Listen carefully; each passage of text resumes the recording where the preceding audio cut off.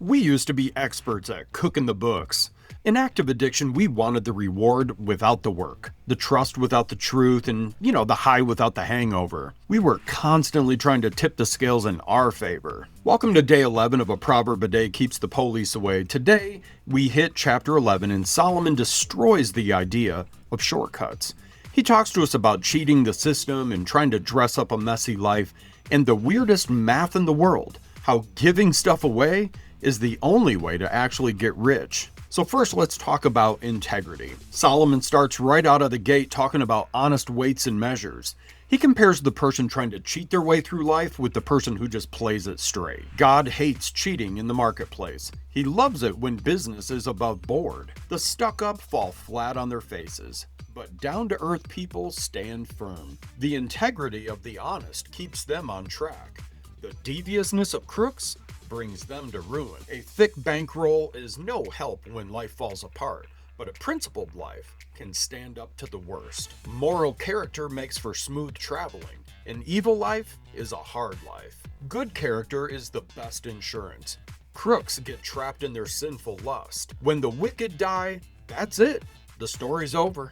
End of hope. A good person is saved from much trouble. A bad person runs straight into it. The loose tongue of the godless spreads destruction. The common sense of the godly preserves them. When it goes well for good people, the whole town cheers. When it goes badly for bad people, the town celebrates. The text here says at the beginning, God hates cheating in the marketplace. I know in our past life, we treated everything like a marketplace that we could cheat. We manipulated our families, we cut corners at work, and we lied to our POs. We were always trying to sell a version of ourselves that wasn't real. Solomon says that the integrity of the upright guides them. Think of integrity as your GPS. When you're honest, you don't have to remember your lies. You don't have to calculate the odds of getting caught. The path is just clear. If you're exhausted from trying to balance the scales and manipulate the outcomes, just stop. Put accurate weights on the scale. Own your mess. Own your truth. You can't cheat your way to a recovery that lasts. Next, Solomon gives us one of the funniest and most savage images in the entire Bible.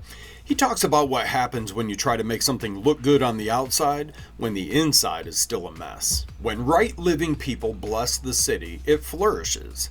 Evil talk turns it into a ghost town in no time. Mean-spirited slander is heartless. Quiet discretion accompanies good sense. A gadabout gossip can't be trusted with a secret, but someone of integrity won't violate a confidence. Without good direction, people lose their way. The more wise counsel you follow, the better your chances. Whoever makes deals with strangers is sure to get burned.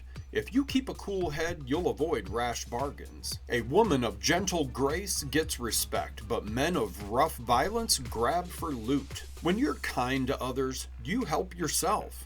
When you're cruel to others, you hurt yourself. Bad work gets paid with a bad check. Good work gets solid pay. Take your stand with God's loyal community and live, or chase after phantoms of evil and die. God can't stand deceivers, but oh, how he relishes integrity. Count on this: the wicked won't get off scot-free, and God's loyal people will triumph. Like a gold ring in a pig's snout is a beautiful face on an empty head. Oh yes, here we go. A gold ring in a pig's snout. Picture that. You can take a pig, you can wash it all up, spray it with perfume, put a 24-karat gold ring in its nose, but as soon as you let that thing go, it's going right back into the mud. Why? Because it's still a pig. In recovery, we call this putting lipstick on a pig. We get the job back, we get the car, we get the gym membership, and we look great on social media, but if we haven't changed our character, if we lack discretion, we're just a mess with accessories. Don't focus on the gold ring. Don't focus on the external stuff that makes you look successful. Focus on the inside. If you change the nature of the pig, you don't need the jewelry to prove that you're doing well. Finally, let's look at the math of the kingdom, which is the exact opposite of the math on the streets. In addiction, we took to survive. In recovery, we give to thrive. The desires of good people lead straight to the best, but wicked ambition ends in angry frustration. The world of the generous gets larger and larger. The world of the stingy gets smaller and smaller. The one who blesses others is abundantly blessed. Those who help others are helped. Curses on those who drive a hard bargain. Blessings on all who play fair and square. The one who seeks good finds delight. The student of evil becomes evil. A life devoted to things is a dead life, a stump. A God-shaped life is a flourishing tree. Exploit or abuse your family and end up with a fistful of air. Common sense tells you it's a stupid way to live. A good life is a fruit-bearing tree. A violent life destroys souls. If good people barely make it, what's in store for the bad? The Message version says here, the world of the generous gets larger and larger, and the world of the stingy gets smaller and smaller. Doesn't that sound exactly like addiction? Your world got so small. It was just you and the substance in a tiny room. You held on to everything tight. But here's the secret sauce of recovery. The more you give, the more you have. Verse 25 basically says the one who waters will also be watered. If you feel dry today or if you feel empty, go water someone else. Go help a newcomer. Go volunteer somewhere. Go be of service. We don't keep this thing called recovery by hoarding it. We keep it by giving it away.